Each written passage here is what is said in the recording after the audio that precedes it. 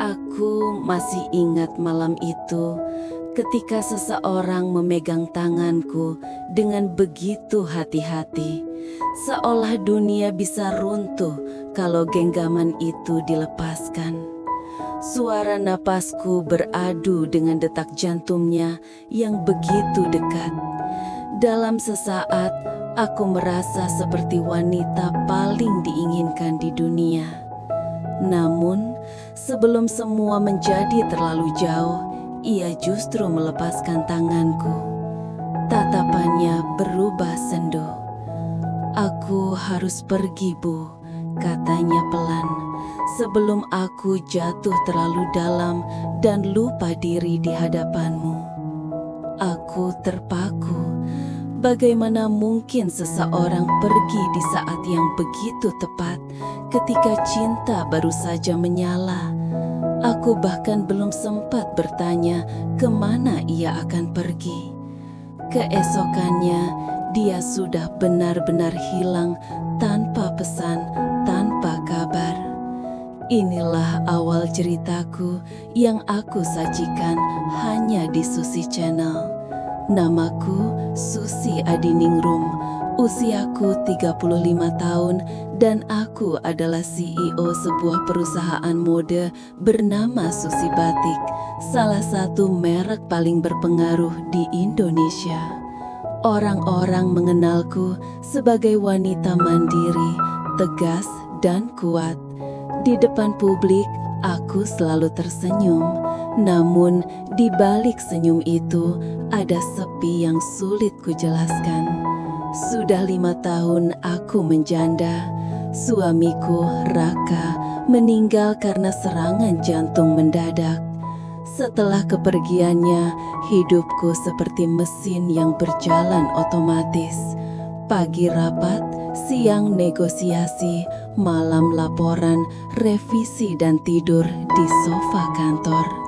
Begitu terus hingga aku lupa bagaimana rasanya dicintai bukan karena posisiku. Pagi itu, aku duduk di ruanganku di lantai 25, menatap langit Jakarta yang berkabut. Asisten pribadiku, Mira, masuk membawa tumpukan dokumen. "Bu Susi, ini data keuangan yang Ibu minta. Dan oh iya, hari ini OB baru mulai kerja, namanya Tony. Dia dari Jogja, kelihatannya sopan banget," katanya sambil tersenyum kecil. Aku hanya mengangguk setengah tidak peduli. Karyawan baru datang dan pergi itu hal biasa. Tapi entah mengapa, nama Tony terasa menancap di kepala. Beberapa jam kemudian, aku melihat sosok pria muda berseragam abu-abu memasuki ruanganku. Tinggi sedang, kulit sawo matang, dan mata teduh yang jarang kutemui di kota besar ini. Ia menunduk sopan. "Selamat pagi, Bu Susi. Saya Tony, OB baru. Mohon izin membersihkan ruangan," katanya dengan suara pelan tapi mantap. Aku mengangguk singkat, tapi entah kenapa aku menatapnya lebih lama dari biasanya. Ada sesuatu dalam caranya berbicara, sederhana tapi tulus. Ketika ia mulai merapikan meja kerjaku, tangannya bergerak hati-hati agar tidak menyentuh dokumenku. Sebelum pergi, ia meletakkan secangkir kopi panas di pojok meja. "Kopinya saya buatkan sendiri, Bu. Katanya Ibu suka yang tidak terlalu manis." Aku terkejut. "Dari siapa kamu tahu itu?" "Dari Mbak Mira, Bu," jawabnya sambil tersenyum kecil. "Katanya Ibu suka pahit tapi nggak suka getir." Aku tertawa kecil. Itu kalimat yang aneh tapi hangat. Pahit tapi tidak getir, seperti hidupku, pikirku dalam hati. Hari demi hari berlalu, aku mulai terbiasa melihat Tony mondar-mandir di kantor. Kadang, ia membawakan air mineral sebelum rapat, kadang menawari payung saat hujan. Perhatian-perhatian kecil yang dulu terasa sepele, kini justru membuat hatiku tenang. Suatu sore, Saat aku lembur sendirian, lampu di ruanganku tiba-tiba padam. Aku menghela napas panjang, lelah. Tak lama kemudian, cahaya kecil dari senter ponsel menyorot ke arahku. Itu Tony. Ia datang membawa lilin aromaterapi dari pantry. Maaf Bu, mungkin listriknya sedang bermasalah. Saya nggak tega lihat ibu kerja dalam gelap, katanya pelan. Aku menatapnya. Cahaya lilin membuat wajahnya tampak hangat dan jujur. Untuk pertama kalinya dalam waktu yang lama, aku merasa tidak sendiri. Malam itu, aku pulang dengan perasaan aneh. Bukan karena Tony tampan, tidak, tapi karena kehadirannya membawa ketenangan yang sulit dijelaskan. Aku sadar hidupku yang selama ini kaku mulai berwarna lagi perlahan-lahan. Dan aku tidak tahu bahwa perasaan kecil itu akan tumbuh menjadi sesuatu yang jauh lebih dalam. Sudah hampir 3 bulan sejak Tony mulai bekerja di kantorku. Entah bagaimana, kehadirannya perlahan mengubah suasana di sekelilingku. Ia tak banyak bicara, tapi setiap ucapannya menenangkan. Ia tak pernah berlebihan, tapi selalu tahu kapan harus hadir. Kadang aku berpura-pura marah karena ia terlalu sering memperhatikanku. Tapi diam-diam, aku mulai menunggu pagi datang hanya agar bisa melihat senyumnya di depan lift. Suatu siang, aku keluar dari ruang rapat dengan kepala berat. Proyek besar dengan investor luar negeri hampir gagal karena kesalahan kecil di divisi desain. Mira menatapku khawatir. Ibu, mau saya buatkan kopi? Aku menggeleng. Tidak, aku ingin udara segar. Aku turun ke taman kecil di belakang kantor, duduk di bangku marmer menatap pohon ketapang yang berayun pelan. Dan di sanalah Tony muncul membawa 2 gelas teh hangat dalam cangkir kertas. Bu Susi, kalau kopi bikin jantung berdebar, teh ini lebih tenang. Kamu tahu dari mana aku lagi butuh tenang? Aku menatapnya setengah tersenyum. Ia duduk di ujung bangku, menatap ke arah yang sama denganku. Soalnya wajah ibu kelihatan lelah. Orang yang lelah biasanya tidak butuh solusi, cuma butuh didengar. Aku terdiam. Kata-kata itu sederhana, tapi rasanya seperti disentuh tanpa disentuh. Lalu kami hanya diam. Angin sore berhembus lembut membawa aroma teh melati. Dan untuk pertama kalinya sejak lama, aku tertawa. Tawa ringan. Bukan tawa formal di depan investor, tapi tawa seorang wanita yang hatinya mulai mekar kembali. Beberapa hari kemudian, aku mulai sering berbicara dengan Tony tentang hidup, tentang pekerjaan, tentang hal-hal kecil yang dulu terasa tidak penting. Ia pernah bercerita bahwa ia dulu bekerja di bengkel kecil di Yogyakarta, tapi ingin memperbaiki nasib di Jakarta. Saya ingin belajar dari orang-orang hebat, Bu. Saya nggak mau jadi kecil terus. Aku menatapnya waktu itu. Ada sesuatu di matanya, tekad dan kerendahan hati yang membuatku kagum. Dan entah bagaimana, aku mulai melihat Tony bukan lagi sebagai karyawan, tapi sebagai seseorang yang hadir di ruang yang dulu kosong di hatiku. Namun di balik semua kehangatan itu, aku tahu dunia kami berbeda. Aku pemimpin perusahaan, dia pegawai kebersihan. Tapi cinta tidak pernah pandai menghitung logika, bukan? Suatu malam setelah rapat panjang, aku kembali ke ruangan. Hanya ada aku dan Tony di kantor yang hampir gelap.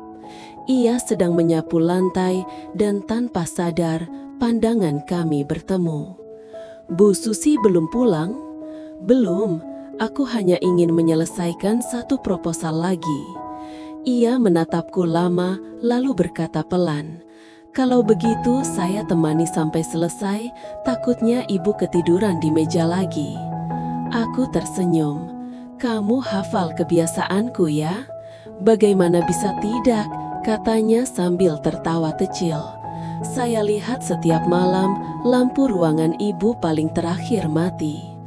Kami sama-sama tertawa sederhana, tapi di antara tawa itu ada sesuatu yang bergetar, perasaan yang mulai menuntut perhatian. Beberapa minggu berlalu dan hubungan kami makin dekat. Tony tak pernah berani melampaui batas, tapi caranya memandangku kadang membuat jantungku berdebar. Sampai suatu hari, hal yang tak kuduga terjadi. Pagi itu, Tony tidak masuk kerja. Awalnya aku pikir ia sakit, tapi hari berganti hari dan ia tidak pernah muncul lagi.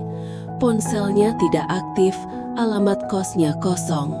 Aku bahkan mengirim orang HR untuk mengecek, tapi hasilnya sama. Tony menghilang tanpa jejak. Hari-hari berikutnya terasa hampa. Aku berusaha menutupi kegelisahan di depan karyawan. Tapi setiap kali melihat secangkir kopi di meja, aku teringat dia. Aku bertanya dalam hati, apa aku sudah terlalu berharap? Apa aku yang salah karena mencintai seseorang yang mungkin tak pernah menganggapku sama? Malam itu, aku berdiri di balkon kantor sendirian. Angin dingin menyentuh wajahku dan aku menatap kota yang penuh lampu. "Tony, kamu di mana?" Tapi hanya suara angin yang menjawab.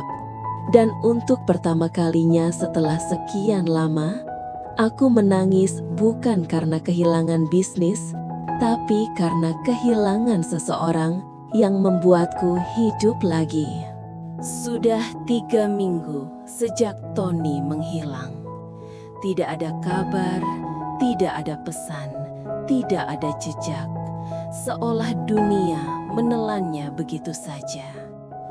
Awalnya aku mencoba menganggapnya biasa. Mungkin ia pulang kampung tanpa sempat pamit, tapi hari berganti hari dan setiap pagi aku menatap ruang kosong di dekat pantry yang biasanya ia isi dengan tawa pelan dan sapaan sopan. "Selamat pagi, Bu Susi. Tehnya hangat, jangan terlalu manis ya."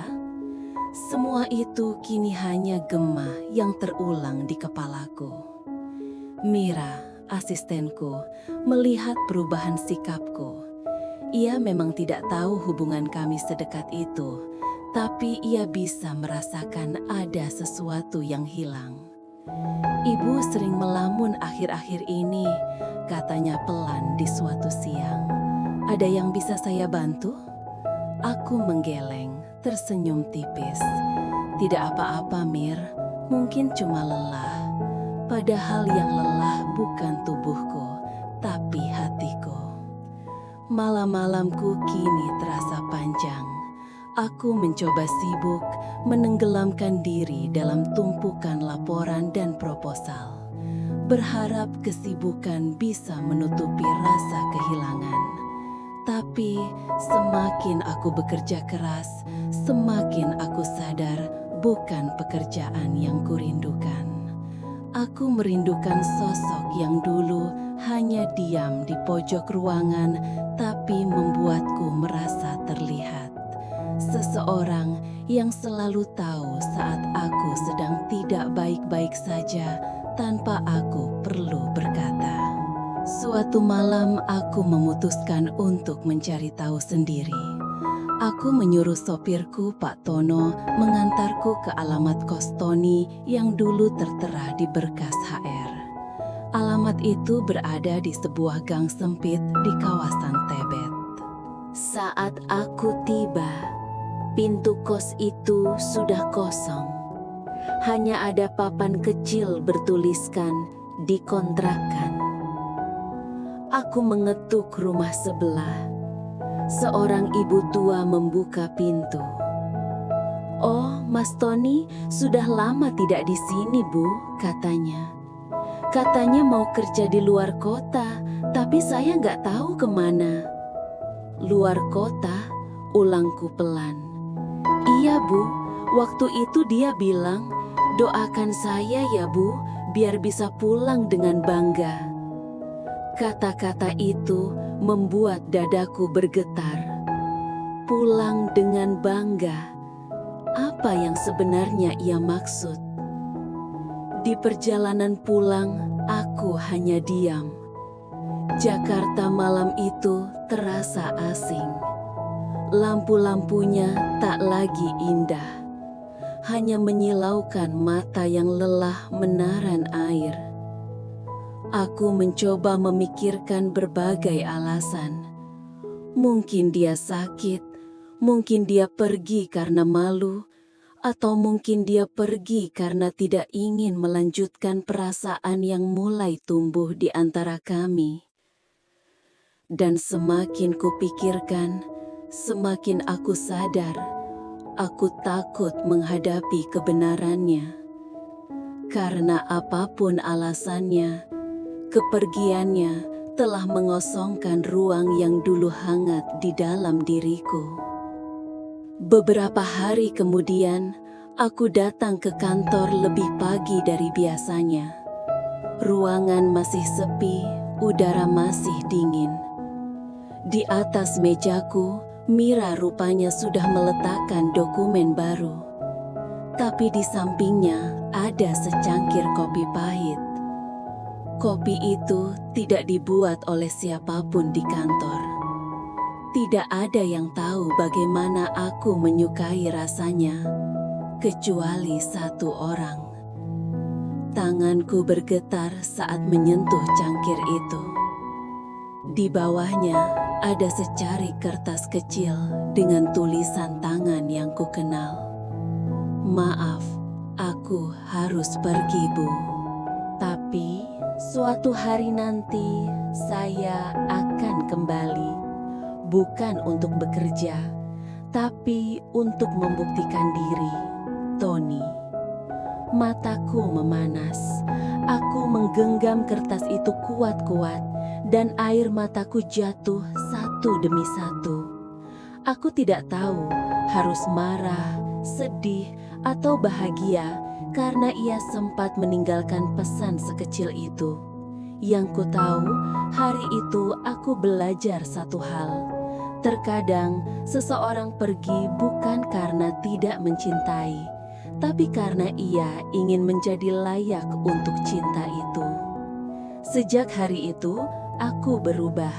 Aku mulai belajar mengikhlaskan hal-hal yang tidak bisa kembali, bekerja dengan lebih fokus, mencoba menata hati. Tapi di sela-sela kesibukan itu, bayangan Tony masih sering datang. Senyumnya, suaranya, bahkan langkah kakinya di lorong kantor. Ia pergi, tapi tidak benar-benar hilang dari pikiranku. Setahun kemudian, hidupku tampak stabil. Perusahaanku, Susi Batik, semakin maju. Aku kembali aktif di berbagai kegiatan sosial. Namun, di dalam hatiku ada ruang yang masih belum terisi. Ruang yang dulu pernah diisi oleh seorang pria sederhana bernama Tony. Dan tanpa aku tahu, takdir sedang menyiapkan pertemuan yang akan mengguncang hidupku sekali lagi. Setahun sudah berlalu sejak Tony pergi. Waktu ternyata benar-benar bisa menyembuhkan luka, tapi tidak menghapus bekasnya. Aku masih menyimpan secari kertas kecil itu di laci meja kerjaku. Catatan terakhir dari seseorang yang pernah mengajarkan arti perhatian tanpa syarat. Namun kini hidupku mulai terasa stabil lagi. Susi Batik tumbuh pesat. Aku baru saja menyelesaikan kerjasama besar dengan sebuah perusahaan teknologi yang bernama Arvis Group. Dan di sanalah aku bertemu Adrian Wiratama, CEO-nya. Adrian berbeda, tegas, berwibawa, tapi sopan dan penuh rasa hormat. Ia selalu bicara dengan nada tenang, dan yang paling membuatku nyaman, ia tidak pernah memperlakukanku seperti saingan bisnis, tapi sebagai seorang rekan yang dihargai. Pertemuan pertama kami terjadi dalam rapat kolaborasi antar keperusahaan. Saat semua orang sibuk memperebutkan keuntungan, Adrian justru berkata pelan, "Bu Susi, saya rasa kerjasama ini bukan hanya soal angka, tapi soal nilai. Saya ingin Arvis dan Susi membuat sesuatu yang bermanfaat untuk banyak orang." Aku menatapnya. Kalimat itu menohok. Sudah lama aku tidak mendengar seseorang berbicara dengan niat tulus dalam dunia bisnis. Beberapa minggu kemudian, kerjasama kami berjalan lancar. Adrian mulai sering mengunjungiku ke kantor, kadang untuk rapat, kadang hanya untuk menyerahkan laporan. Tapi perlahan, percakapan kami menjauh dari bisnis dan mendekat ke hal-hal yang lebih pribadi. "Bu Susi, apa ibu selalu bekerja sampai larut begini?" tanyanya suatu malam. "Sudah terbiasa," jawabku sambil tersenyum. "Kalau tidak sibuk, rasanya aneh." "Aneh karena sepi," katanya lirih. Aku terdiam. Tak kusangka kalimat sederhana itu bisa membuatku merasa begitu dilihat. Seiring waktu, Adrian menjadi bagian dari rutinitasku. Ia sering menjemputku untuk rapat luar kota, menyiapkan makanan ringan di mobil, bahkan kadang menemaniku minum teh sore di balkon kantor. Bukan hal besar, tapi kehadirannya menenangkan. Ia tidak datang dengan kejutan, tidak dengan janji-janji manis, tapi dengan kehadiran yang konsisten. Suatu sore, kami menghadiri peresmian cabang baru Susi Batik di Bandung. Setelah acara selesai, hujan turun deras. Kami terjebak di bawah kanopi, berdua saja, menatap hujan yang mengguyur halaman butik. "Hujan ini cantik ya," kataku pelan. "Cantik, apalagi kalau ditemani seseorang yang berharga," balasnya sambil menatapku dengan lembut. Aku menunduk menahan debar di dada. Untuk sesaat, aku hampir merasa bersalah, seolah hatiku sedang mengkhianati kenangan tentang Tony. Tapi kemudian aku sadar, aku tidak bisa hidup dalam masa lalu selamanya. Hari-hari berikutnya terasa berbeda. Adrian semakin terbuka, dan perlahan aku membiarkan diriku terbuka kembali. Aku mulai tertawa lebih sering, tersenyum tanpa alasan, dan merasa hangat setiap kali namanya muncul di ponselku. "Jaga kesehatan ya Susi, dunia ini keras, tapi kamu jauh lebih kuat." Pesan-pesan singkat darinya jadi pengingat bahwa hidupku tak lagi sesepi dulu. Namun, ada malam-malam ketika aku masih menatap cangkir kopi di mejaku dan teringat Tony. Kenangan itu tidak hilang, hanya tenang berbaring di sudut hatiku. Dan setiap kali aku menatap langit malam, aku masih berbisik dalam hati, "Tony, semoga kamu bahagia dimanapun kamu berada." Aku tidak tahu bahwa doa itu kelak akan dijawab dengan cara yang paling tak terduga. Cinta memang aneh. Kadang datang ketika hati belum sepenuhnya siap dan tumbuh di sela-sela luka yang belum benar-benar sembuh. Sudah hampir 3 bulan aku menjalin kedekatan dengan Adrian. Ia pria yang ideal, mapan, cerdas, berkelas, dan yang paling penting, membuatku merasa dihargai bukan karena statusku, tapi karena diriku. Aku mulai menikmati hariku lagi. Ada pesan selamat pagi setiap bangun, ada suara lembut menanyakan sudah makan di tengah rapat, dan ada bahu yang bisa kutumpangi saat dunia terasa terlalu berat. Namun, di balik senyumku yang mulai tulus itu, masih ada bayangan seseorang yang tak juga pergi dari ingatanku. Tony. Suatu sore, aku dan Adrian makan malam di restoran tepi danau. Lampu-lampu kecil menggantung di atas air, menciptakan pantulan indah seperti bintang yang jatuh ke bumi. Adrian menatapku lama lalu berkata lembut, "Susi, kamu tahu tidak, sudah lama sekali aku tidak merasa tenang seperti ini." "Tenang bagaimana?" tanyaku. "Tenang karena ada seseorang yang bisa kubicarakan apapun tanpa takut dihakimi. Kamu."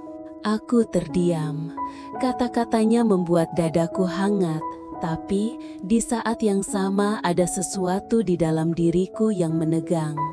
Karena dalam keheningan itu, aku mendengar suara samar dari masa lalu. Orang yang lelah biasanya tidak butuh solusi, cuma butuh didengar. Suara Tony. Dan tiba-tiba seolah dua dunia saling beradu di dalam kepalaku, yang dulu dan yang kini. Malam itu aku pulang dengan hati campur aduk.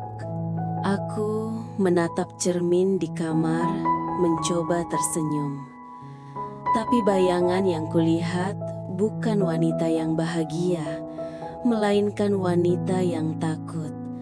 Takut mencintai dan takut kehilangan lagi. Keesokan harinya di kantor, aku menemukan sesuatu yang membuatku terpaku. Di atas meja pantry tempat Tony dulu biasa menyiapkan teh dan kopi, ada secangkir kopi hitam pahit. Tak ada nama, tak ada pesan, hanya aroma yang sangat kukenal. Mira yang kebetulan lewat melihat ekspresiku. "Bu, tadi pagi ada OB baru yang taruh kopi itu. Katanya kebiasaan lama dari karyawan sebelum dia. Katanya ini warisan kecil dari Mas Tony." Jantungku seketika berdebar. Nama itu lagi. Entah kenapa setiap kali aku merasa sudah mulai baik-baik saja, semesta seolah sengaja memutar ulang bab lama dalam hidupku. Siang itu aku menatap keluar jendela kantorku. Jakarta terlihat indah di bawah sinar matahari. Aku berpikir mungkin ini hanya kebetulan. Tapi kenangan itu terasa begitu nyata, hingga seolah Tony masih ada di sini, berdiri di ujung ruangan dengan senyum tenangnya. Aku menghela napas panjang dan berbisik dalam hati. "Aku sudah punya hidup baru, Tony. Tolong biarkan aku melangkah." Namun, hati tidak semudah itu dibujuk. Karena malamnya, saat Adrian menjemputku untuk makan malam, aku menatap wajahnya yang penuh perhatian. Dan tanpa sadar, bayangan Tony justru muncul di sela tatapan itu. "Kamu melamun?" tanya Adrian sambil tersenyum. "Ah, tidak, hanya lelah." "Aku tahu, kamu bukan tipe yang mudah melamun," katanya lembut. "Tapi kalau ada yang mengganggu, aku di sini." Kalimat itu seperti pisau halus yang menyentuh lembut hatiku. Bukan untuk melukai, tapi untuk mengingatkan bahwa aku sedang mencintai seseorang yang baru, sementara hatiku belum selesai dengan masa lalu. Aku hanya mengangguk dan tersenyum. Namun, dalam senyum itu, ada rahasia kecil yang tidak bisa kuucapkan pada siapapun. Beberapa hari kemudian, Adrian datang ke kantorku dengan membawa kejutan kecil, buket bunga lili putih. "Untuk wanita yang sudah lama lupa menerima bunga," katanya.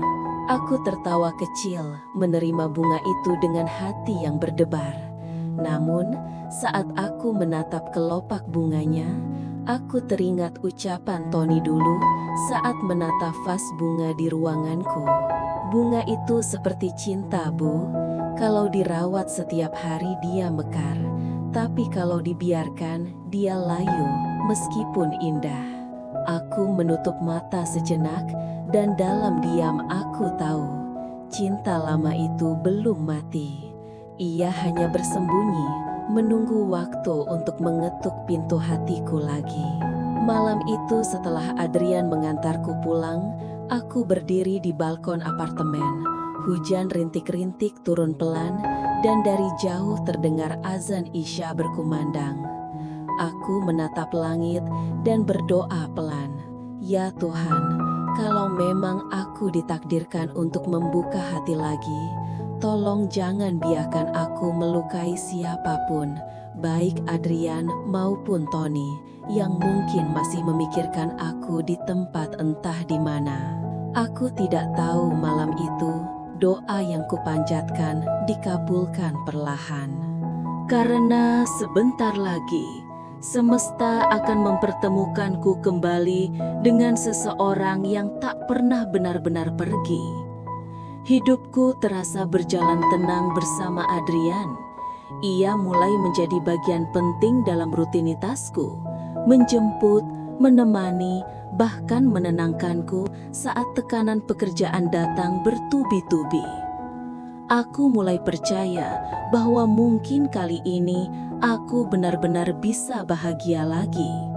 Tapi seperti yang selalu kukatakan dalam hati, hidup tak pernah membiarkan kita merasa aman terlalu lama.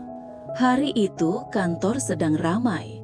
Kami tengah mempersiapkan acara amal tahunan Susi Batik yang akan bekerja sama dengan beberapa yayasan sosial. Aku sibuk memeriksa daftar tamu dan memantau panitia yang sedang menata panggung di aula. Di tengah kesibukan itu, aku mendengar suara Mira memanggilku. Bu Susi, OB baru sudah datang dari vendor kebersihan, katanya dikirim dari cabang luar kota. Aku hanya mengangguk tanpa menoleh, terlalu fokus dengan data di tabletku. Beberapa menit kemudian, aku mendengar langkah kaki pelan masuk ke aula. Langkah yang entah kenapa terdengar begitu familiar. Ketika aku menoleh, waktu seperti berhenti. Di depan mataku berdiri Tony, berpakaian rapi dengan seragam abu-abu, membawa alat kebersihan dan menunduk sopan seperti dulu. Namun, kali ini wajahnya sedikit berbeda, lebih matang, lebih tenang, tapi matanya masih sama, teduh dan jujur. Aku terpaku, bahkan nafasku terasa berat untuk diatur. "Selamat siang, Bu Susi," katanya. Aku tak langsung menjawab. Suaranya masih sama seperti yang terakhir ku dengar, hanya lebih dalam, seolah membawa banyak cerita di baliknya. "Tony!" Suaraku hampir tak terdengar. Ia menatapku sebentar, lalu menunduk lagi. "Iya, Bu. Lama sekali ya." Lama sekali. Dua kata yang terasa seperti tamparan halus pada hatiku. Mira yang berdiri di sebelahku tidak menyadari ketegangan di antara kami. "Bu, ini Mas Tony yang saya bilang tadi. Katanya dia pernah kerja di sini, jadi sekalian ditugaskan bantu acara ini." Aku hanya mengangguk singkat, mencoba menjaga ekspresi agar tetap tenang. Tapi di dalam dada, perasaanku berputar hebat antara kaget, marah, dan bahagia. Setelah acara selesai, aku memanggilnya ke ruanganku. Ia datang dengan langkah hati-hati seperti dulu. "Kenapa kamu kembali?" tanyaku langsung, menatapnya tanpa basa-basi. "Saya tidak pernah benar-benar pergi, Bu. Jawabnya pelan. Saya hanya mencari cara untuk pantas kembali. Aku mengerutkan kening, tidak paham.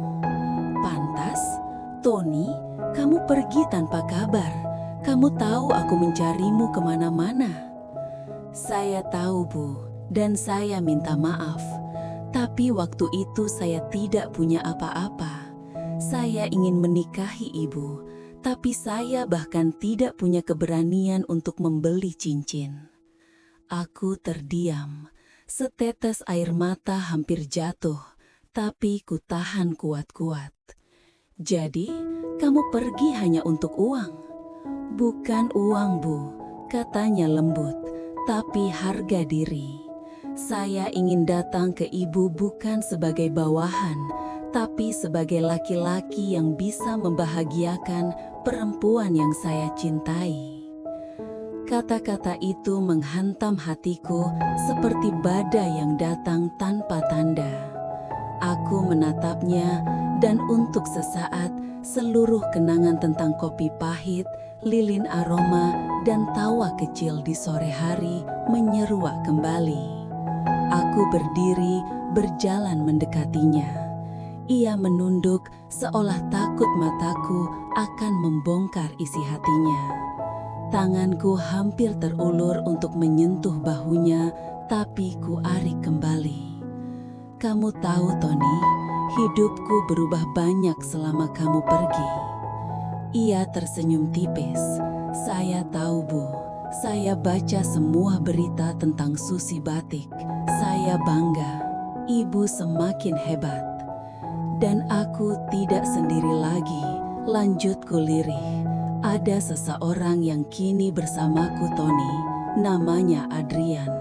Dia pria baik. Sekilas aku melihat matanya berkaca-kaca, tapi ia tersenyum. Saya senang mendengarnya, Bu. Artinya saya tidak perlu khawatir lagi.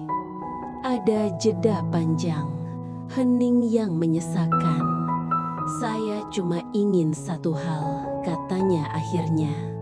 Izinkan saya tetap bekerja di sini. Tidak lama, hanya sampai acara ini selesai, membantu seperti dulu. Aku mengangguk pelan. Suara yang keluar dari bibirku hampir tak terdengar. Baiklah, Tony. Saat ia keluar dari ruanganku, aku duduk lemas di kursi. Mataku menatap pintu yang baru saja tertutup, dan tanpa sadar air mataku jatuh. Karena meskipun waktu telah berjalan, aku sadar cinta yang kupikir sudah mati ternyata hanya tertidur. Malam itu aku merenung lama di balkon apartemen. Angin lembut meniup rambutku, dan dalam diam aku berbisik, Tuhan, kenapa kau pertemukan kami lagi ketika aku sudah hampir belajar melupakan? Aku tahu pertemuan ini bukan kebetulan, dan di balik kembalinya Tony pasti ada alasan yang belum sepenuhnya terungkap. Hari-hariku berubah sejak Tony kembali. Awalnya aku berpikir bisa bersikap profesional, menahan diri, menjaga jarak, dan bersikap seperti seorang CEO pada karyawan biasa. Namun, semakin hari semakin sulit melakukannya. Bukan karena aku masih mencintainya, melainkan karena aku belum pernah benar-benar berhenti. Acara amal Susi Batik tinggal 2 minggu lagi. Setiap hari Tony berada di gedung utama, membantu menyiapkan berbagai hal kecil, dari dekorasi sampai logistik donasi. Dan setiap kali aku berjalan melewati area kerja tim, entah kenapa mataku selalu mencari sosoknya. Kadang aku menemukannya sedang mengangkat tumpukan kotak dengan wajah penuh peluh, tapi senyumnya tetap sama, tenang, tulus. Dan entah kenapa, selalu berhasil menenangkan hatiku. Suatu sore, aku memutuskan turun ke aula untuk meninjau persiapan.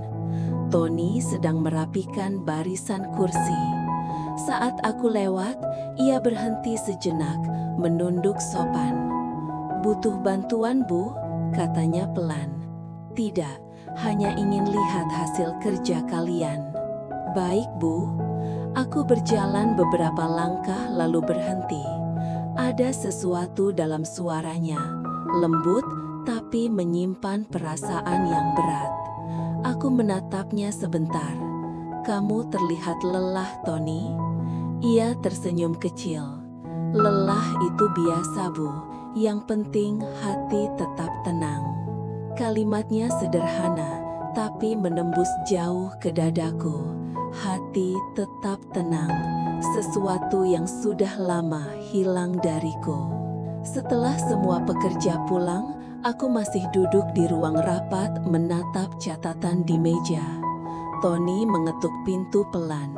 "Maaf, Bu, ini laporan terakhir untuk logistik acara.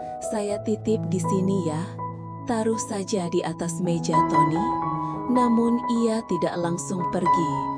Ia berdiri sebentar, lalu berkata dengan suara yang nyaris bergetar, "Saya dengar Ibu akan bertunangan dengan Pak Adrian minggu depan?"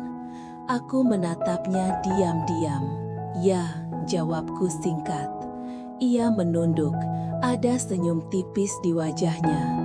Tapi aku tahu senyum itu menyembunyikan banyak hal. "Saya senang kalau Ibu bahagia." "Bahagia, ya?" Aku tersenyum kecut. Lucu ya, Tony. Kadang kita sendiri bahkan tidak tahu apakah kita benar-benar bahagia atau hanya berpura-pura kuat. Ia menatapku untuk pertama kalinya dengan mata yang penuh makna. "Kalau bahagia harus berpura-pura, berarti itu bukan bahagia, Bu. Itu bertahan." Hening. Aku menatap matanya lama, dan untuk sesaat, waktu seolah mundur ke masa di mana aku hanyalah seorang wanita kesepian, dan dia pria sederhana yang membuatku merasa hidup lagi. Beberapa hari berikutnya, Tony semakin sering berada di kantor pusat. Setiap pagi ia datang lebih awal, menyapu taman depan, merapikan pot bunga. Suatu pagi aku mempergokinya sedang mengganti bunga di vas ruanganku. Bunga lili putih, bunga favoritku. "Siapa yang minta kamu ganti bunga?" tanya tuh lembut. "Tidak ada, Bu. Saya lihat bunganya mulai layu, jadi saya ganti." "Kamu masih ingat bunga kesukaanku?" Ia tersenyum. Ada hal-hal yang tidak perlu diingat karena tidak pernah dilupakan. Aku tercekat. Kalimat itu sederhana, tapi diucapkan dengan kejujuran yang membuat dadaku sesak. Sore itu aku dan Adrian makan malam di sebuah restoran mewah. Ia berbicara tentang rencana pertunangan, tentang masa depan, tentang kemungkinan menggabungkan perusahaan kami. Aku mencoba mendengarkan, tapi pikiranku melayang jauh ke tempat lain. Aula kantor, bunga lili, dan senyum Tony. "Susi, kamu dengar aku kan?" tanya Adrian lembut. "Oh iya, tentu. Maaf, aku hanya lelah." Adrian menggenggam tanganku. "Aku tahu, kamu masih menyimpan sesuatu di masa lalu. Tapi aku akan menunggu sampai hatimu sepenuhnya terbuka untukku." Aku menunduk. Ada kehangatan dari tangannya, tapi entah mengapa hatiku justru terasa dingin. Malam itu aku pulang sendirian. Di halaman apartemen, aku melihat seseorang berdiri di bawah hujan ringan. Tony. Ia memegang tas kain berisi dokumen acara. "Maaf, Bu, saya lupa mengembalikan data sponsor tadi siang. Saya pikir lebih baik saya antar langsung." Aku berlari kecil menghampirinya, mengambil berkas itu. Tanganku tanpa sengaja menyentuh tangannya yang dingin oleh hujan. Kami sama-sama terdiam. "Kenapa kamu tidak berteduh dulu, Tony?" "Saya tidak apa-apa, Bu. Hujan begini malah menenangkan." "Kamu berubah ya, Tony?" "Mungkin, Bu, tapi rasa saya masih sama." Aku menatapnya. Ada tatapan yang tidak bisa diartikan antara perpisahan dan kerinduan yang tertunda. Malam itu aku menangis tanpa suara. Aku sadar aku sedang berada di persimpangan antara masa lalu yang belum selesai dan masa depan yang sedang menunggu. Dan di tengah tangisku, satu kalimat Tony terus terngiang di kepala. Ada hal-hal yang tidak perlu diingat karena tidak pernah dilupakan. Semakin dekat hari pertunanganku dengan Adrian, semakin tidak tenang hatiku. Semua persiapan berjalan sempurna. Gaun sudah dikirim dari butik Paris. Undangan sudah tersebar.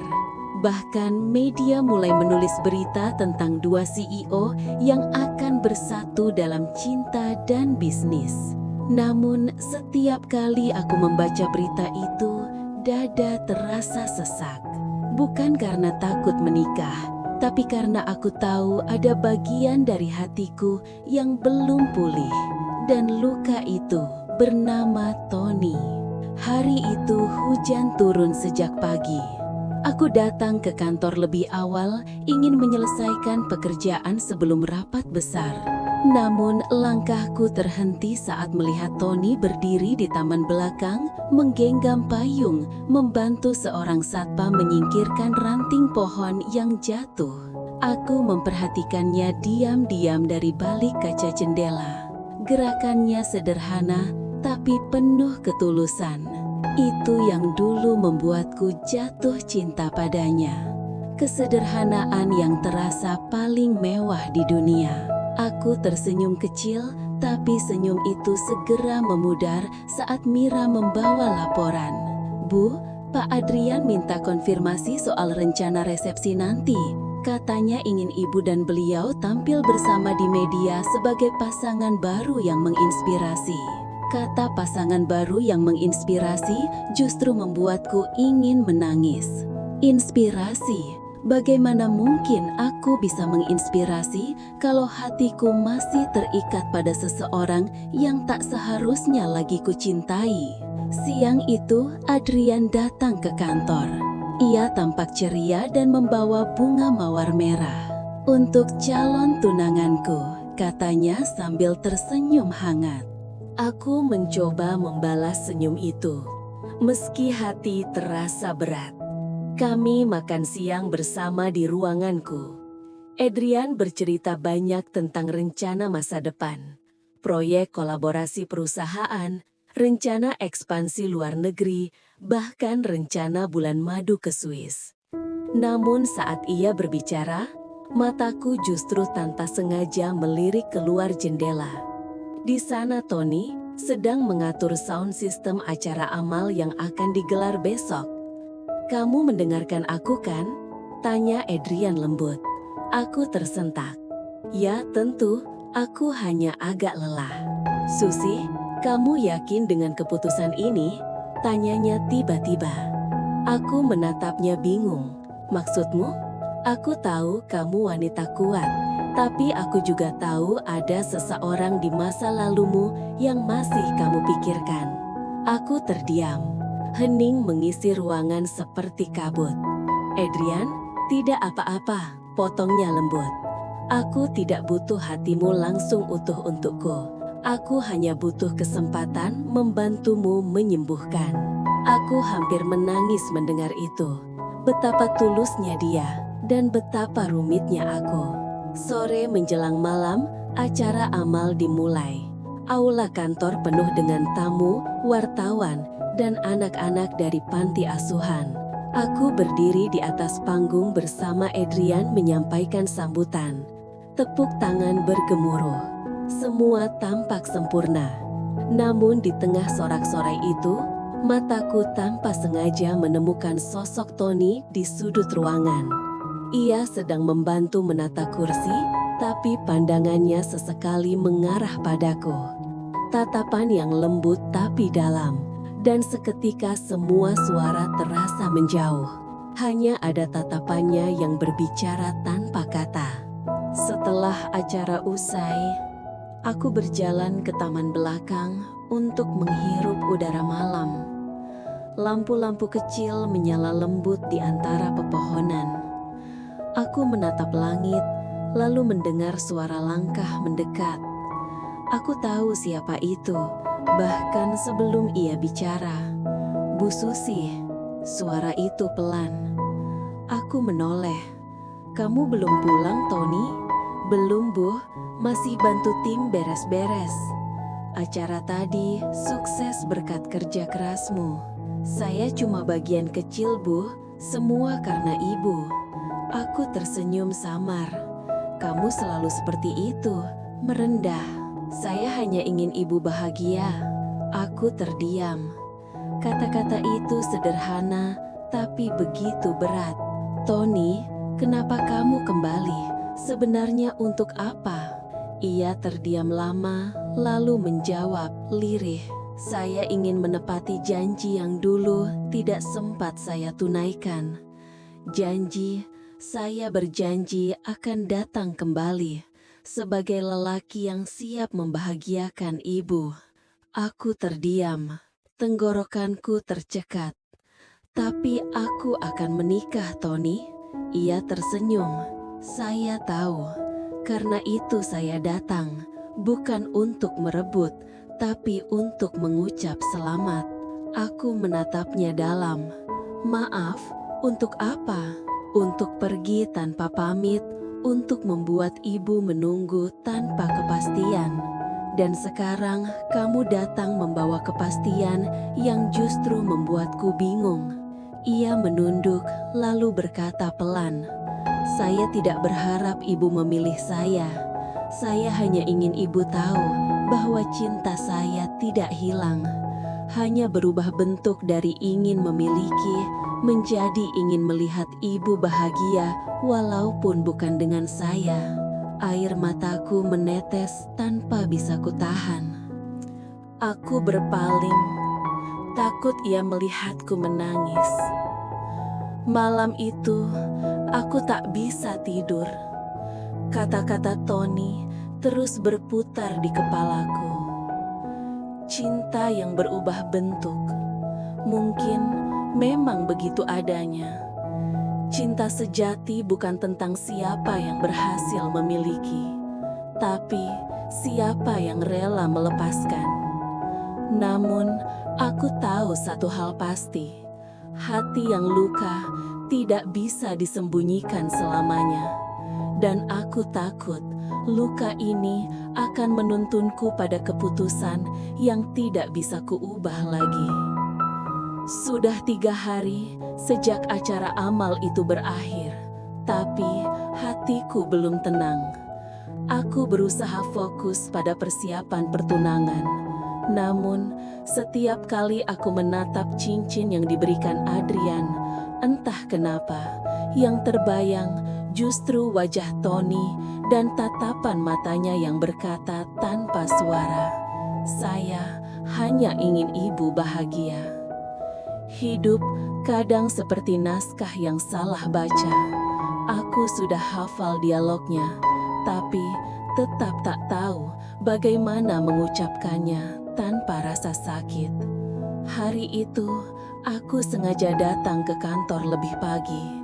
Langit masih gelap, udara dingin, dan gedung kantor masih sepi. Di halaman belakang, aku melihat Tony sedang menyapu dedaunan basah. Aku berdiri agak jauh, memperhatikannya. Ada ketenangan di setiap gerakannya, kedewasaan yang dulu belum kulihat. Aku melangkah mendekat. Pagi-pagi sekali sudah kerja. Ia menoleh kajat, lalu tersenyum sopan. Kebiasaan, Bu, kalau pagi udara masih jujur. Udara bisa jujur, Aku tersenyum. Bisa, Bu. Dia tidak berpura-pura menyejukkan. Kata-katanya menohok seperti cermin yang memperlihatkan isi hatiku sendiri. Aku duduk di bangku taman, dan ia ikut berdiri tak jauh dariku. Aku membuka pembicaraan yang selama ini kutahan. Tony, kenapa dulu kamu tidak bicara padaku sebelum pergi? Ia menatap tanah lalu menghela napas panjang. Saya takut, Bu. Takut terlihat kecil di mata ibu. Takut ibu iba, bukan cinta. Dan kamu pikir pergi diam-diam lebih baik? Tidak, Bu. Tapi saya butuh waktu untuk jadi seseorang yang pantas. Aku menatapnya, menahan air mata yang hampir jatuh. Kamu kemana waktu itu? Ke Qatar, Bu. Ada program kerja kontrak selama setahun di perusahaan konstruksi. Saya kerja siang malam, kadang tidur cuma 2 jam. Tapi setiap kali lelah, saya ingat wajah ibu. Saya ingin pulang dengan sesuatu di tangan. Aku terpaku. Sesuatu. Ia mengeluarkan sebuah kotak kecil dari tas lusuhnya. Kotak itu sederhana, tapi saat dibuka ada cincin perak di dalamnya. Ini yang saya belikan dengan hasil kerja saya. Saya pengen melamar ibu dulu dengan ini. Tapi begitu saya pulang, saya dengar ibu sudah dengan Pak Adrian. Jadi saya simpan saja. Mungkin memang bukan rezeki saya. Aku menutup mulut menahan isak.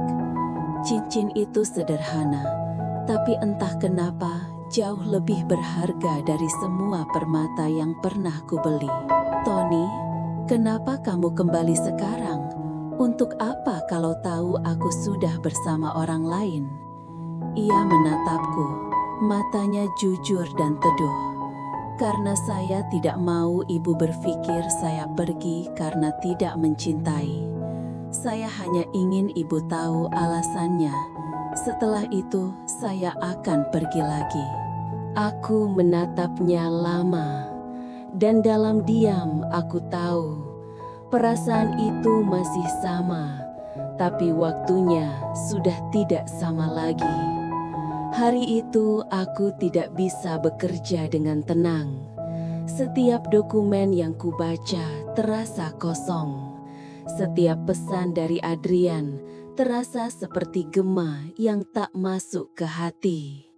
Sore menjelang malam, aku menerima pesan dari Tony. Pesan singkat tapi berat. Bu, saya mau pamit. Besok saya akan berangkat lagi. Kali ini bukan untuk mencari uang, tapi mencari tenang. Terima kasih sudah menjadi bagian dari hidup saya, walau sebentar. Tanganku gemetar membaca pesan itu. Ada rasa sesal yang tiba-tiba tumbuh. Kenapa cinta selalu datang di waktu yang salah? Malamnya, aku menemui Tony di terminal bis tempat keberangkatannya. Ia berdiri dengan ransel di punggung, wajahnya lelah tapi damai. Aku datang mengenakan mantel panjang, menahan dingin malam dan gemuruh dalam dada. "Kenapa kamu tidak bilang langsung?" tanyaku. Ia tersenyum. Karena kalau saya bicara langsung, saya mungkin tidak akan sanggup pergi. Kamu pikir aku tidak ingin menahanmu? Kalau ibu menahan, saya pasti tetap tinggal. Tapi ibu tidak boleh menyesal karena menunda bahagia dengan Pak Adrian. Aku menunduk, menahan air mata. Kamu benar-benar akan pergi?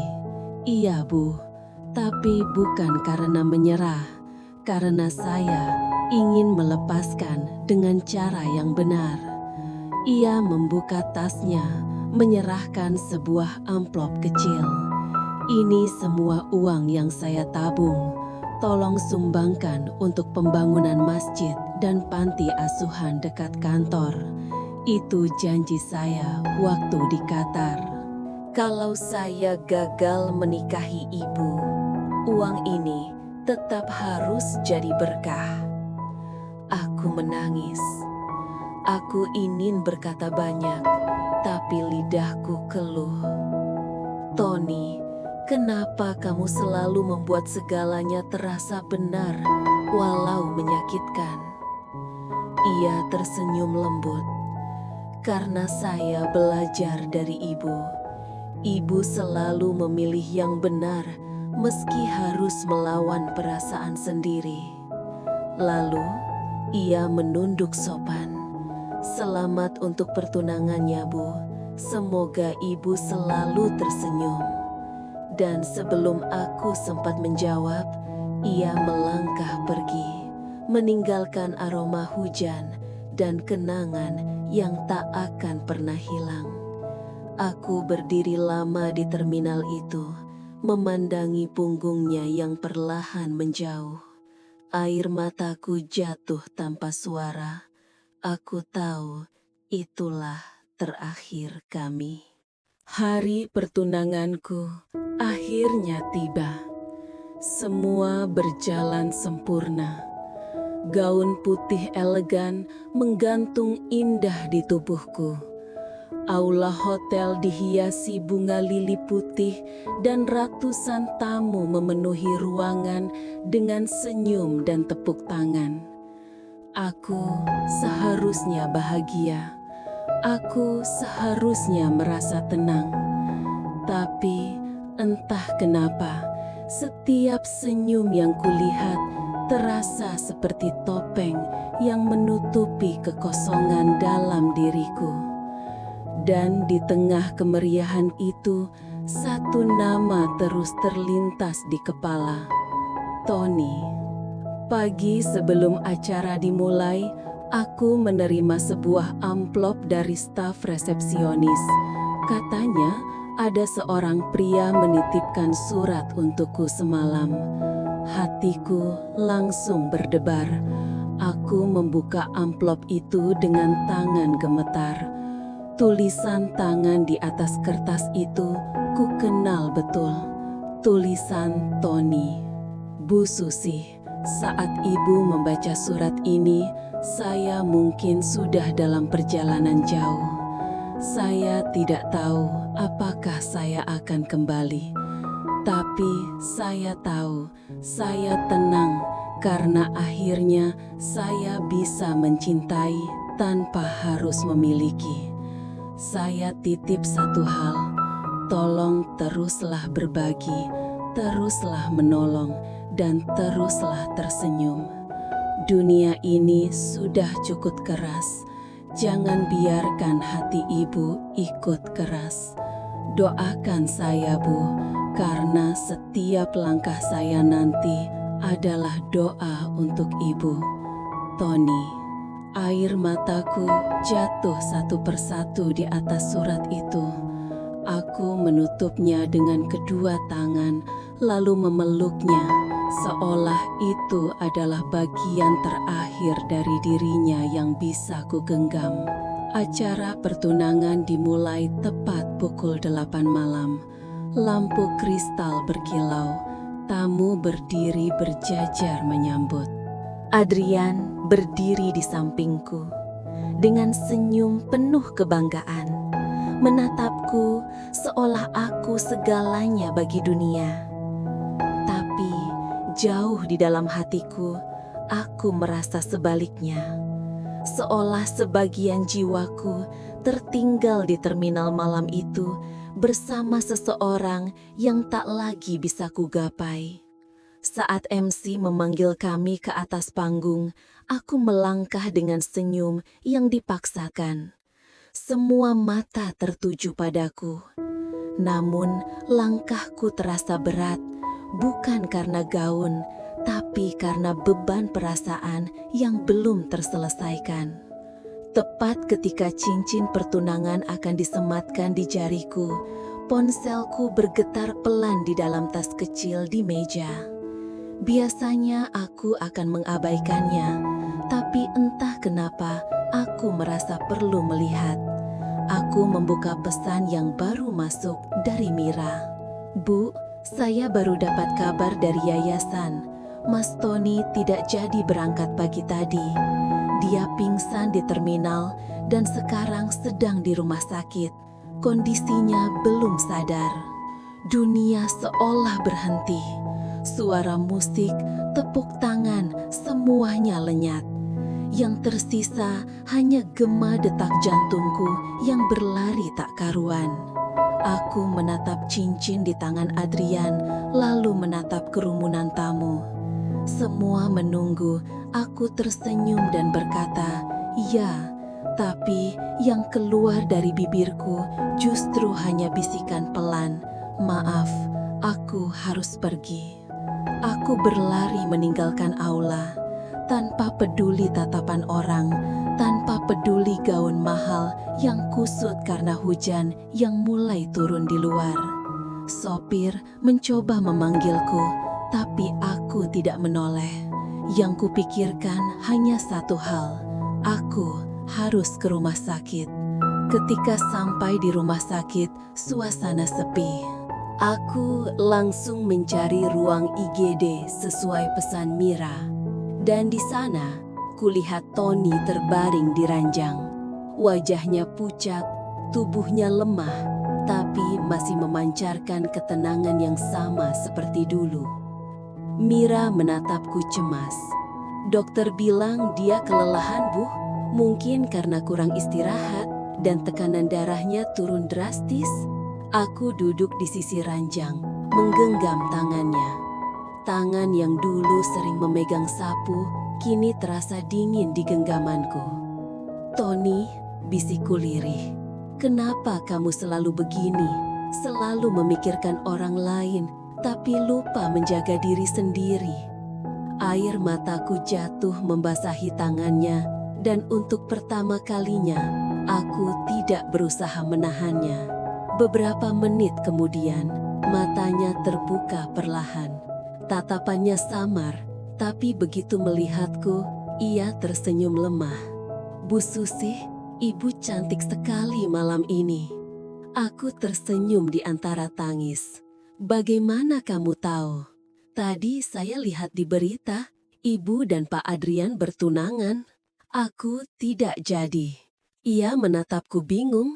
"Kenapa?" "Karena aku harus ke sini." Ia terdiam, menatapku lama, lalu berkata lirih, "Jangan begitu, Bu. Hidup harus tetap berjalan. Jangan berhenti hanya karena saya." "Kamu pikir aku bisa?" Ia tersenyum kecil. "Ibu kuat. Ibu selalu kuat." Aku menangis semakin keras. Tapi ia hanya tersenyum, lalu berkata pelan, "Saya bahagia, Bu, karena Ibu datang." Malam itu, aku duduk di sampingnya sampai larut. Aku sadar, kebahagiaan tidak selalu datang dari memiliki. Kadang datang dari melihat seseorang yang kita cintai bisa tersenyum walau bukan untuk kita. Namun, di dalam hatiku, aku tahu cinta kami belum selesai. Hanya sedang menunggu akhir yang lebih tenang.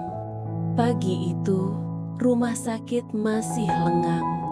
Hujan malam tadi menyisakan embun di jendela. Sementara sinar matahari menembus tirai putih dengan lembut. Aku belum tidur sejak semalam, duduk di kursi sebelah ranjang Tony. Aku duduk diam, menggenggam tangannya yang mulai hangat. Dia sudah sadar penuh sejak dini hari. Sesekali kami berbicara pelan, tapi kebanyakan hanya saling diam. Diam yang justru penuh makna, seperti dua hati yang tahu waktu kami bersama sudah hampir habis. "Bu, saya sudah lebih baik. Ibu tak perlu khawatir," katanya lirih sambil tersenyum. "Tony, kamu pikir aku bisa tidak khawatir? Kalau ibu terus di sini, nanti Pak Adrian marah. Jawabnya pelan, seperti sedang mengingatkanku pada kenyataan yang ingin kulupakan. Aku menunduk. Nama Adrian kini terasa seperti pengingat yang menyakitkan. Pertunanganku gagal total. Media sudah ramai membicarakannya. Adrian belum menemuiku sejak malam itu. Ia hanya mengirim pesan singkat, "Aku akan menunggumu menjelaskan segalanya ketika kamu siap." Tapi, bagaimana aku menjelaskan sesuatu yang bahkan tak bisa kujelaskan pada diriku sendiri? Tony menatap keluar jendela lalu berkata pelan, "Saya tidak ingin jadi alasan ibu kehilangan siapapun. Tony, saya serius. Cinta yang baik itu harus membuat orang yang kita sayang tenang, bukan bingung." Aku terdiam. Kata-katanya sederhana, tapi rasanya seperti menampar lembut logikaku yang kusam oleh emosi. "Tapi, kamu sendiri bagaimana?" tanyaku akhirnya. Ia tersenyum samar. "Sejak memutuskan pergi, saya belajar bahwa cinta bukan soal memiliki, tapi soal menjaga niat tetap bersih. Dan sekarang, niat saya sudah sampai di ujungnya." "Maksudmu?" "Saya ingin menyumbangkan semua uang hasil kerja saya ke masjid dan panti asuhan dekat kantor. Itu janji saya dulu. Saya ingin menepatinya sebelum pergi lagi." Aku menatapnya tajam. "Kamu mau pergi kemana?" "Entah, Bu. Mungkin kembali ke luar negeri. Mungkin ke kampung halaman. Tapi satu hal yang pasti, saya tidak boleh terus di sini. Kalau saya tetap tinggal, saya hanya akan menghalangi kebahagiaan ibu." Hatiku bergetar. Aku ingin menahannya, tapi di saat bersamaan aku tahu dia benar. Hari berganti siang. Aku pulang ke rumah, menatap gaun pertunangan yang tergantung di ruang rias. Di sana masih ada karangan bunga ucapan selamat yang belum sempat dibuang. Aku duduk di depan cermin, menatap pantulan wajahku sendiri. Perempuan yang terlihat kuat di luar, tapi hatinya sedang berantakan. Teleponku berdering dari Adrian. "Susi, aku tidak marah," katanya di ujung sana. "Aku hanya butuh tahu kamu mencintaiku atau masih mencintai dia." Aku diam lama. Suara detak jam di dinding terasa nyaring sekali. "Aku mencintaimu, Adrian. Tapi, hatimu belum sepenuhnya untukku kan?"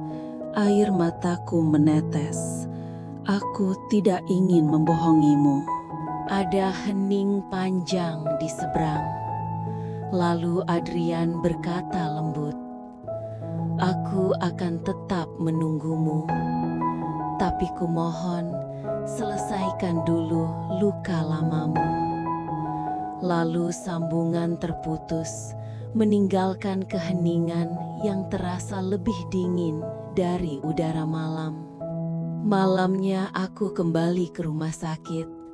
Tony sedang duduk di kursi roda di taman belakang, ditemani angin lembut dan aroma bunga Kamboja yang gugur. Aku duduk di bangku di sebelahnya. "Sudah kuberitahu ke yayasan," katanya pelan. "Besok aku mau antar uangnya sendiri." "Kamu yakin mau lakukan itu sendiri?" "Yakin, Bu. Ini hal terakhir yang ingin kulakukan sebelum benar-benar pergi." Aku menatap wajahnya lama. Ada ketenangan di sana yang dulu tak pernah kulihat. Bukan karena dia menyerah, tapi karena dia sudah berdamai. "Tony?" "Iya, Bu." Kalau waktu bisa kuputar, aku ingin kamu tidak pergi waktu itu. Ia tersenyum. Kalau waktu bisa kuputar, saya tetap akan pergi. Karena tanpa pergi, saya tak tahu betapa besar rasa ini. Dan tanpa kehilangan, ibu tak akan tahu seberapa dalam hati ibu. Aku menunduk, menggenggam tangannya pelan. Hujan mulai turun rintik-rintik. Kami berdua diam, menikmati keheningan yang menenangkan sekaligus menyakitkan. Dalam hati, aku sadar aku sedang berada di persimpangan hidup. Menikah dengan Adrian, pria yang menjanjikan masa depan stabil dan tenang, atau tetap bersama Tony, cinta yang tulus tapi tak pasti. Namun sebelum aku sempat menentukan pilihan, Tony sudah lebih dulu memutuskan. Besok, setelah menyerahkan donasi, saya akan berangkat, Bu. Kamu yakin? Saya yakin. Karena kalau saya tetap di sini, ibu tak pernah benar-benar bahagia. Aku menatapnya lama, tak sanggup berkata apapun. Dan malam itu, aku menangis untuk cinta yang begitu tulus. Cinta yang tahu kapan harus datang dan kapan harus pergi. Pagi itu, langit terlihat bersih. Seolah alam tahu akan ada sesuatu yang baik terjadi. Aku mengenakan pakaian sederhana, blus putih dan celana panjang krem. Bukan gaun mahal seperti biasanya. Hari ini bukan hari kerja. Hari ini adalah hari yang akan mengajarkan aku arti cinta yang sebenarnya. Aku menjemput Tony di rumah sakit. Ia sudah diperbolehkan pulang, tapi wajahnya masih tampak pucat. Di tangannya ada tas kecil berisi beberapa dokumen dan amplop tebal. Amplop itu berisi seluruh hasil kerja kerasnya selama setahun di luar negeri. Bu Susi, terima kasih sudah mau antar saya, katanya lirih sambil tersenyum. Aku yang seharusnya berterima kasih, Tony. Atas apa? Atas semua yang sudah kamu ajarkan padaku.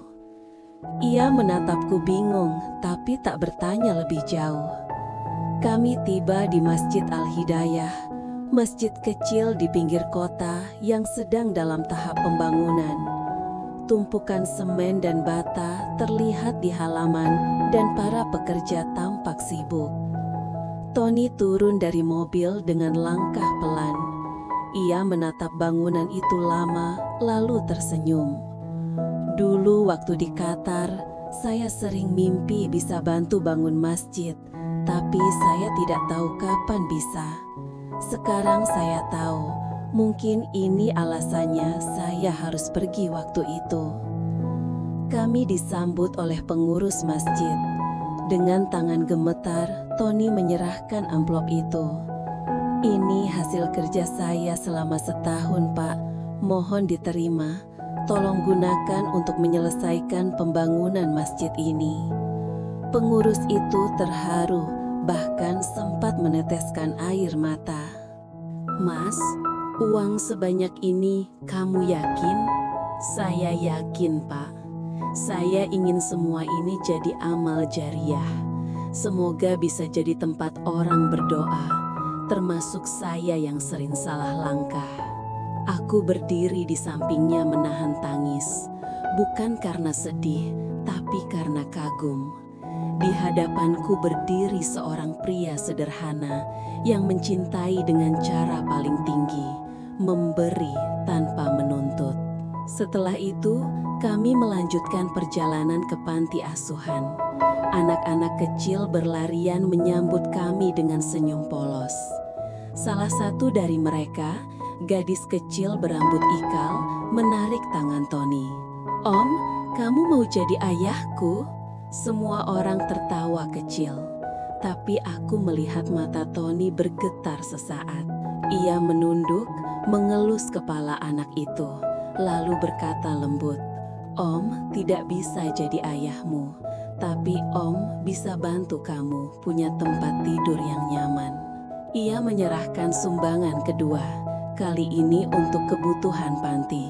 Ketika melihat anak-anak itu tersenyum, Tony menatapku dan berkata, "Sekarang saya tenang, Bu. Semua sudah pada tempatnya."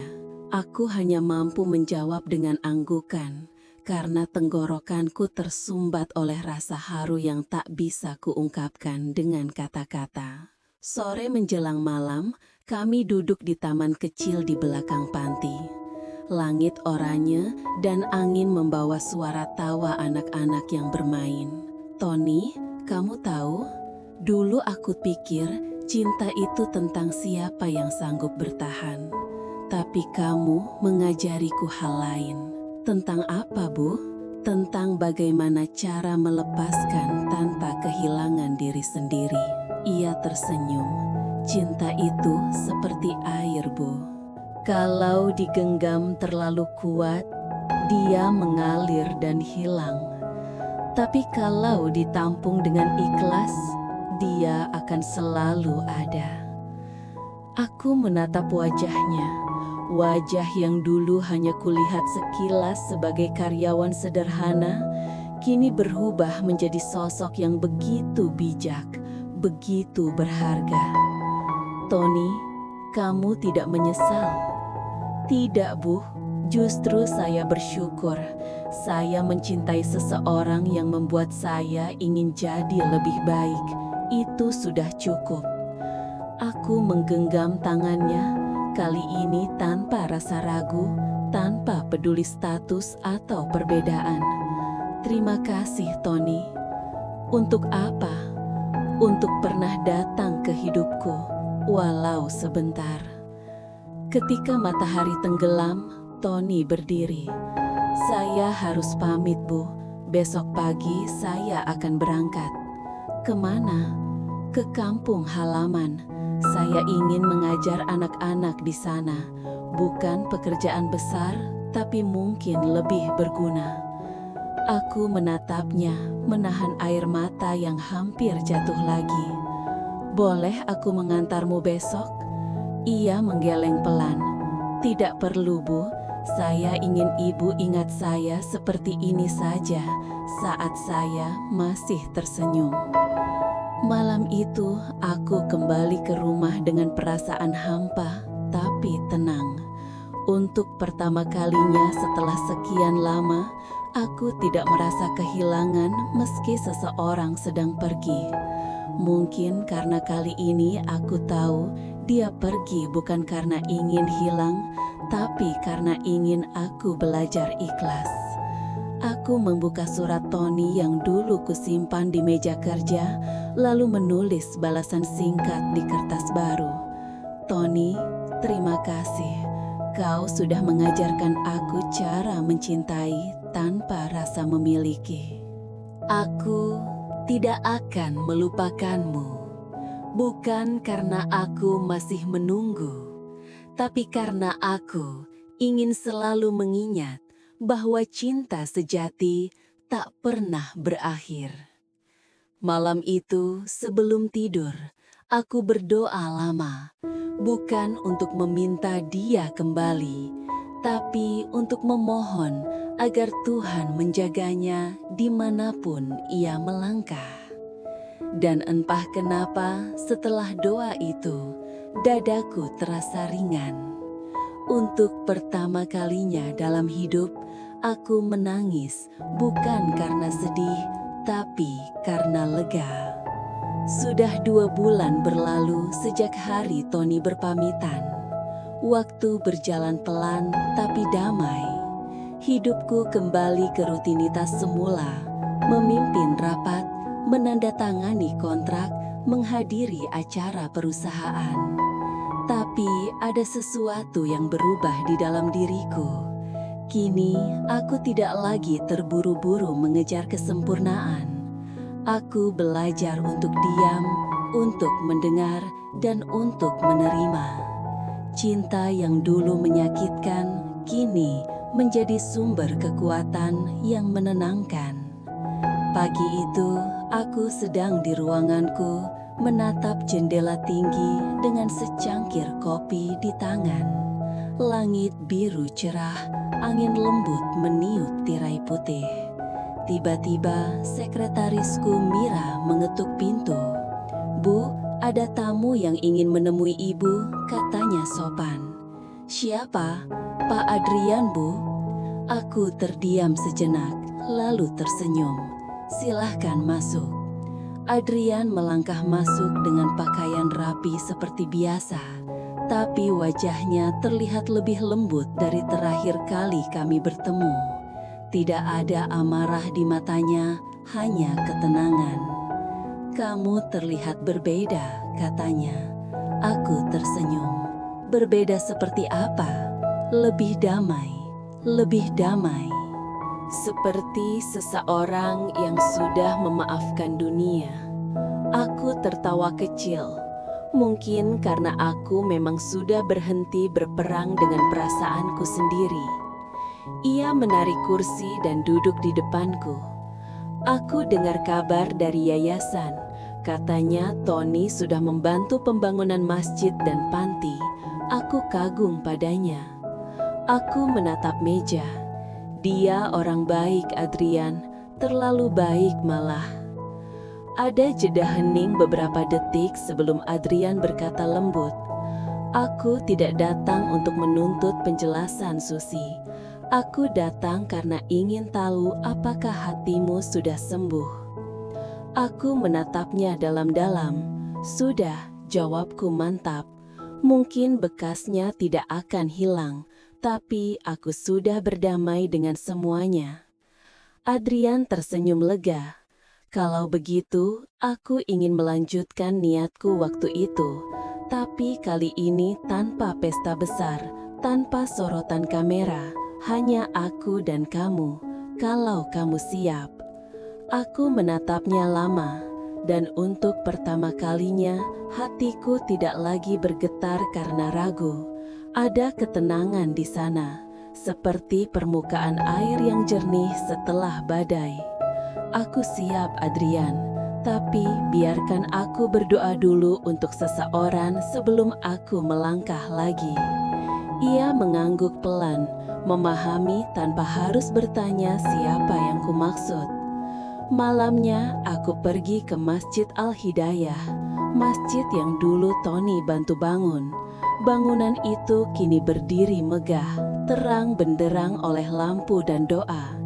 Di dinding depan terpampang papan kecil bertuliskan, "Masjid ini berdiri berkat sumbangan dan niat tulus seorang hamba Allah, Tony Prasetyo." Aku menyentuh papan itu dengan ujung jari, menahan air mata yang kembali menggenang.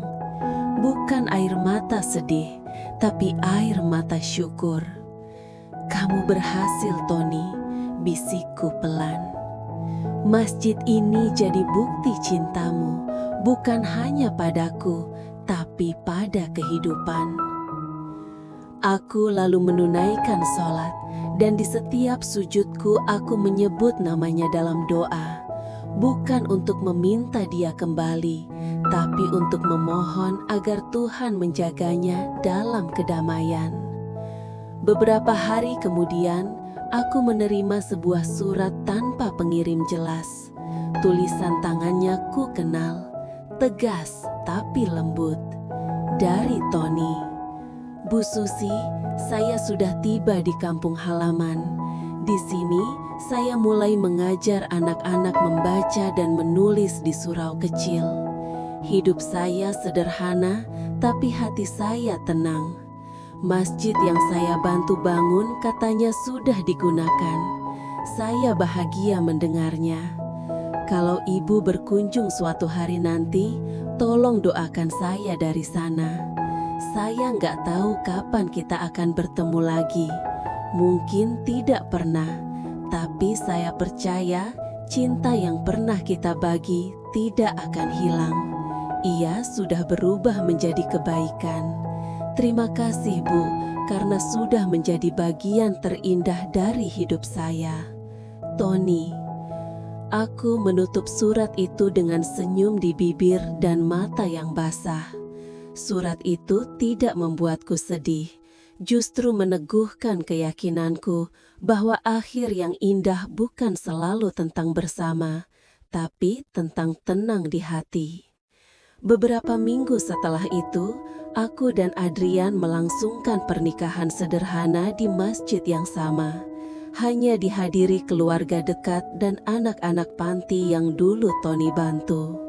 Ketika akad selesai, aku menatap langit biru, membayangkan seseorang di kejauhan yang mungkin sedang tersenyum juga.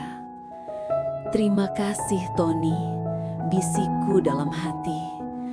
Karena kamu, aku bisa menikah bukan karena ingin dicintai, tapi karena sudah bisa mencintai dengan tulus. Hari-hari setelah itu berjalan lembut. Aku dan Adrian hidup sederhana, tanpa hiruk-pikuk media, tanpa kemewahan berlebihan. Tapi di setiap langkah, selalu ada bayangan tentang masa lalu. Bukan untuk disesali, tapi untuk diingat sebagai pelajaran berharga. Cinta sejati ternyata tidak hilang, ia hanya berubah bentuk. Dari genggaman menjadi doa, dari keinginan menjadi ketulusan. Sudah setahun berlalu sejak hari pernikahanku dengan Adrian. Hidupku kini berjalan tenang, seperti sungai yang mengalir tanpa riak besar. Setiap pagi aku membuka jendela, membiarkan cahaya matahari masuk sambil menyeruput kopi hangat dan mendengar burung bernyanyi di halaman. Dulu ketenangan seperti ini terasa mustahil bagiku. Hatiku selalu berlari, mengejar cinta, mengejar kesempurnaan, mengejar sesuatu yang tak pernah benar-benar bisa ku genggam. Tapi kini aku tahu, kadang Tuhan menenangkan kita bukan dengan memberi apa yang kita mau, melainkan dengan mengambil apa yang membuat kita lupa bersyukur. Suatu sore aku duduk di ruang kerja di rumah. Di atas mejaku masih tersimpan surat terakhir dari Tony. Sudah mulai menguning di tepinya, tapi setiap hurufnya masih jelas. Setiap kali ku baca, aku merasa seperti mendengar suaranya lagi, lembut, tulus, dan menenangkan. Aku membuka laptop lalu mulai menulis. Bukan untuk bisnis, bukan untuk laporan perusahaan, tapi untuk sesuatu yang jauh lebih pribadi. Sebuah surat balasan terakhir untuk Tony. Untuk Tony di tempat yang kini menenangkanmu. Aku tidak tahu apakah surat ini akan sampai, tapi aku yakin langit selalu tahu cara menyampaikan pesan dari hati. Aku ingin berterima kasih, bukan karena kamu mencintaiku, tapi karena kamu mengajarkanku cara mencintai dengan benar. Kamu membuatku memahami bahwa cinta sejati bukan tentang siapa yang paling berkorban, tapi siapa yang paling bisa mengikhlaskan. Kini aku bahagia, Tony. Bukan karena aku mendapatkan semua yang kuinginkan, tapi karena aku belajar menerima apa yang Tuhan pilihkan. Aku berdoa semoga setiap langkahmu selalu dalam cahaya, dan semoga setiap anak yang kamu ajar akan tumbuh menjadi orang baik karena mereka belajar dari guru sebaik kamu. Dan jika suatu hari aku menatap langit sore, aku akan percaya bahwa di bawah langit yang sama ada seseorang yang dulu pernah mencintaiku tanpa syarat. Susi. Aku menyimpan surat itu di dalam buku harian lalu menutupnya perlahan. Saat itu, Adrian masuk ke ruanganku membawa 2 cangkir teh. "Kamu menulis lagi?" tanyanya lembut. Aku tersenyum. "Iya, tentang masa lalu yang tidak ingin kulupakan." Adrian duduk di sampingku menggenggam tanganku. "Selama masa lalu itu membuatmu lebih kuat, aku tidak keberatan." Aku menatap wajahnya penuh kasih, penuh pengertian. Dan di dalam hati aku tahu Tuhan telah mengganti kehilangan dengan kedamaian yang jauh lebih besar. Beberapa minggu kemudian, aku menerima pesan dari pengurus panti asuhan. Mereka mengirimkan foto anak-anak yang sedang belajar di surau kecil. Dan di pojok ruangan terlihat sosok pria dengan senyum hangat. Aku menatap foto itu lama. Wajah itu kukenal. Tony. Tubuhnya terlihat lebih kurus, tapi matanya masih sama. Teduh, damai, dan ikhlas. Dalam foto itu, ia sedang menulis di papan tulis dengan kapur putih. Di atas papan tertulis, "Cinta sejati tidak pergi. Ia hanya berpindah tempat menjadi kebaikan." Aku tersenyum dengan mata berkaca-kaca. "Kamu benar, Tony," bisikku. "Cintamu memang tidak pernah pergi." Malam itu sebelum tidur, aku berdiri di balkon menatap langit penuh bintang. Hembusan angin malam terasa hangat di wajahku, seperti bisikan halus dari seseorang yang jauh, tapi masih dekat di hati. Dalam diam aku berdoa, "Ya Tuhan, jagalah dia yang pernah Kau kirim untuk mengajariku arti cinta. Jangan biarkan lelahnya sia-sia, karena dari tangannya aku belajar tentang ketulusan, dan dari kepergiannya aku belajar tentang keikhlasan." Aku menatap bintang paling terang, tersenyum, lalu memejamkan mata. Malam itu aku merasa ringan, bukan karena melupakan, tapi karena sudah selesai berperang dengan kenangan. Hidup tidak selalu tentang siapa yang tetap tinggal, tapi tentang siapa yang meninggalkan jejak baik di hati kita. Tony datang sebentar, tapi meninggalkan pelajaran seumur hidup, bahwa cinta sejati tidak mengikat, ia membebaskan, tidak menuntut, ia memberi. Ia tidak berakhir di pelukan manusia, tapi kembali ke langit, menjadi doa, menjadi kebaikan, menjadi kedamaian.